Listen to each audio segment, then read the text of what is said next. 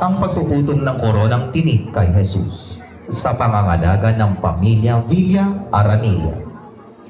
Matapos isuot ang purpurang balabal, kinuha ng hukbong Romano ang nilikaw na koronang tinik at ipinutong kay Jesus. Sa gitna ng pag-aalipusta, nagbubugay at sumisigaw ang mga kawal. Mabuhay ang hari ng mga Hudyo. Tahimik na tiniis ni Jesus ang lahat ng ito. Buong pusong tinutupad ang propesiya. Ngunit siya ay nasugatan dahil sa ating mga kasamaan. Ang korona ng tinig ang kumakatawan sa bigat ng ating mga kasalanan na tinanggap niya upang tayo'y mapatawad.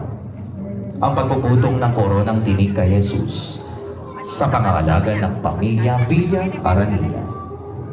O Panginoon naming Jesus na nagtiis sa sakit at dusa, kaawaan mo po kami.